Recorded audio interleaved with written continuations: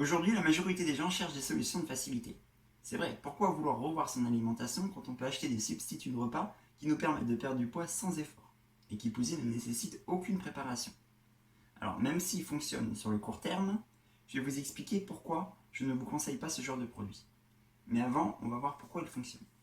Pourquoi les substituts de repas fonctionnent? Ça fonctionne très bien car justement ces repas sont très faibles en calories.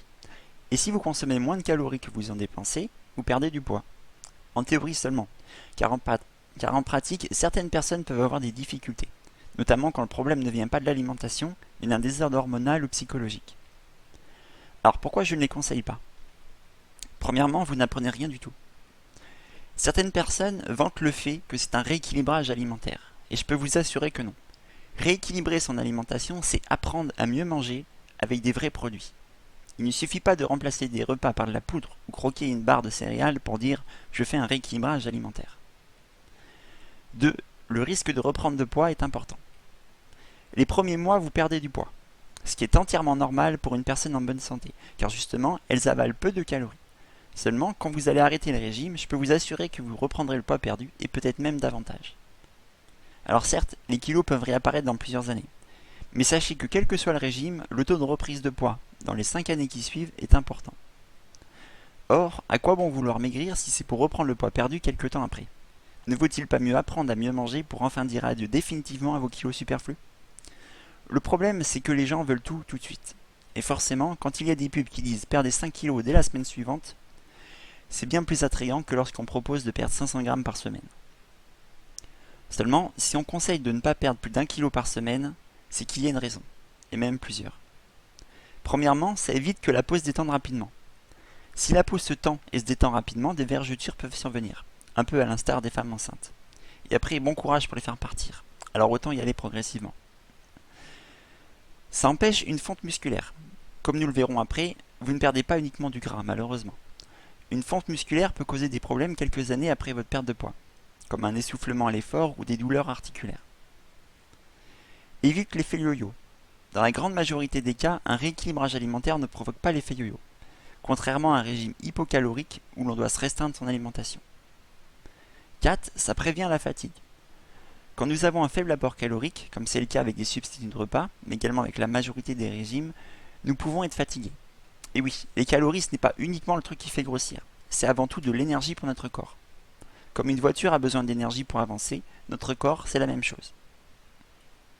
Protège vos ongles et cheveux. Les ongles et cheveux ainsi que la peau ont besoin de nutriments. Si vous faites des régimes hypocaloriques, consommez moins de calories que vous en avez besoin, le risque de développer des carences est présent, même si les fabricants ajoutent des vitamines et minéraux.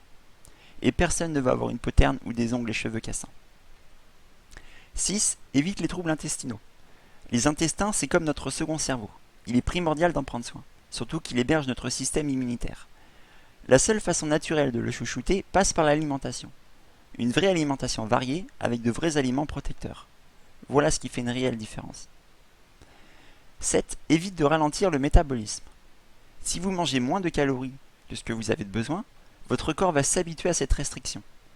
Par conséquent, il va brûler moins de calories. On appelle ça une adaptation métabolique, ce qui ralentira votre perte de poids. Le pire, c'est que lorsque vous allez arrêter votre régime, le risque de reprendre du poids sera important, car justement, vous brûlez moins de calories qu'avant de votre régime. C'est un peu comme si votre nourriture était devenue plus calorique. Prévient la sensation de faim. Pour perdre plus d'1 kilo par semaine, il faut généralement réduire drastiquement la quantité de nourriture ingérée, ce qui dans certains cas augmente la sensation de faim. D'autant plus, s'il s'agit de substituts de repas, boire un repas ne peut pas caler de la même manière que manger une pomme. Évite les hypoglycémies. Boire des aliments favorise les hypoglycémies car ils sont très vite digérés. Pour expliquer rapidement, plus un aliment a un index glycémique élevé, plus il passe rapidement dans le sang, ce qui élève fortement la glycémie, qui est le taux de sucre sanguin, en provoquant un pic. Seulement, après un pic, il y a la chute, comme les montagnes russes.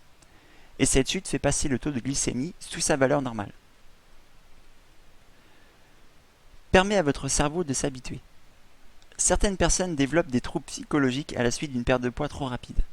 Le cerveau n'a pas le temps de s'habituer à votre nouveau vous et certaines personnes ont l'impression d'être encore en surpoids et peuvent développer des troubles du comportement alimentaire. Revenons au sujet.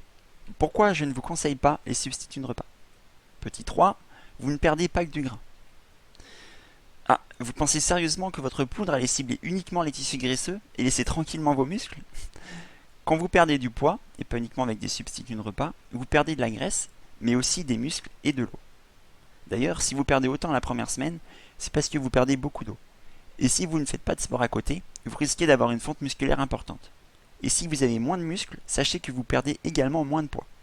Ça s'explique par le fait que les muscles brûlent plus de calories que la graisse. 4. Le manque de plaisir. Ok, je veux bien croire que les crèmes ou les shakers à la vanille sont bons. Mais manger toujours la même chose peut vite être rébarbatif, même s'il y a différents parfums.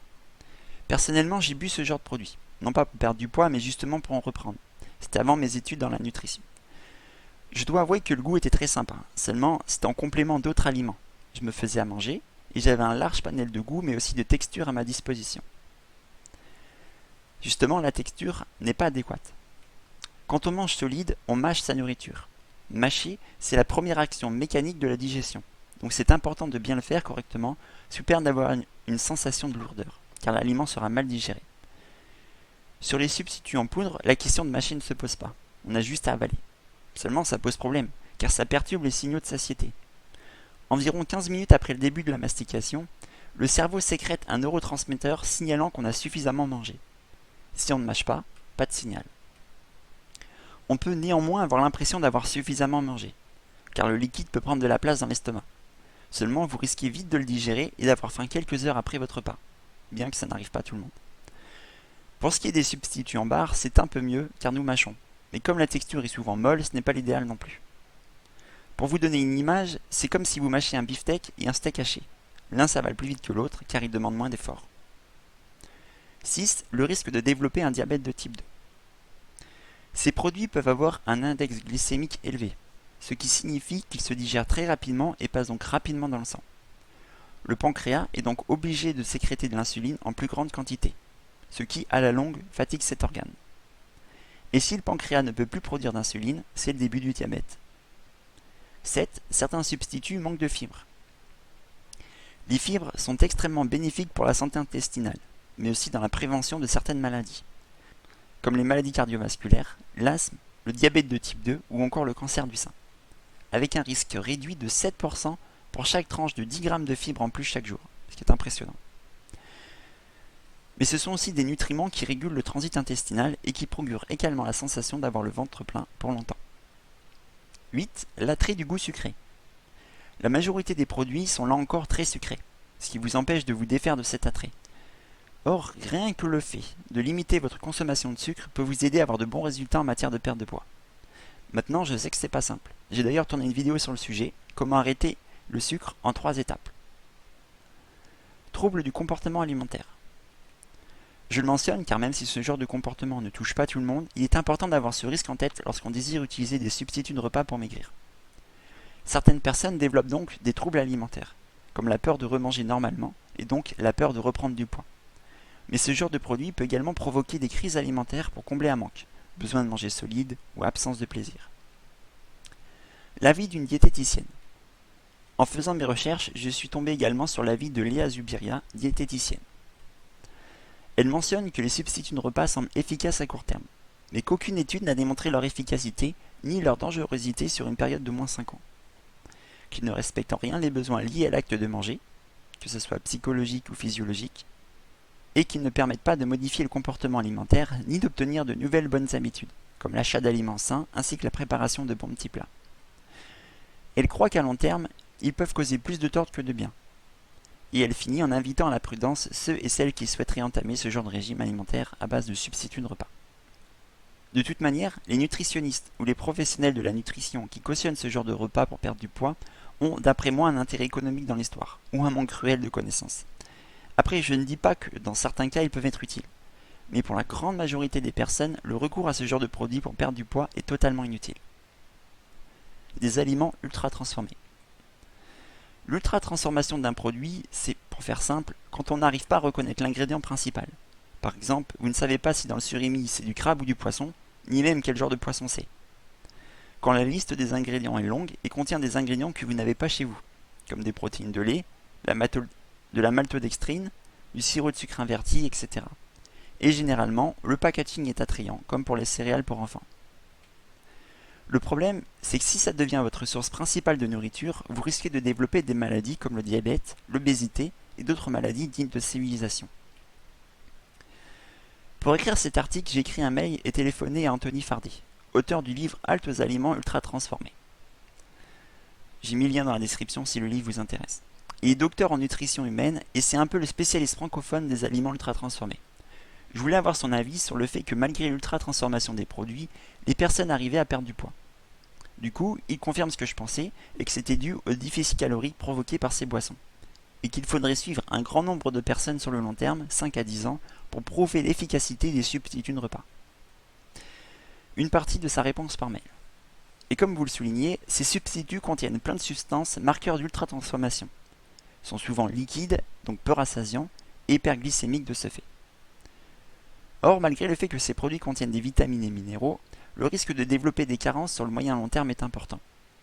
Selon moi, tous les points que j'ai cités devraient suffire à vous dissuader de consommer ce genre de produits. En conclusion, à l'origine, ces substituts de repas étaient destinés à des personnes malades qui ne pouvaient pas absorber d'aliments solides. Vous êtes en pleine forme. Vous avez des dents, des bras et un cerveau opérationnel. Alors servez-vous-en pour cuisiner et manger de la vraie nourriture. Et arrêtez de vouloir perdre du poids trop vite et d'un coup. Je ne pense pas que vos kilos sont apparus comme ça du jour au lendemain. La perte de poids, si vous voulez qu'elle soit durable, doit être progressive. Et quand je dis durable, c'est sur une période de 20 ans. Une fois que vous avez les connaissances, vous ne reprenez pas le point perdu. Et ça n'a pas de prix. Bien, maintenant que vous savez qu'il faut éviter de consommer des substituts de repas pour avoir un résultat sur le long terme et garder sa santé, je vous invite à télécharger mon guide « Les 5 erreurs à éviter lorsque l'on souhaite perdre du poids ». Le lien est dans la description. Prenez soin de vous et je vous invite à vous abonner.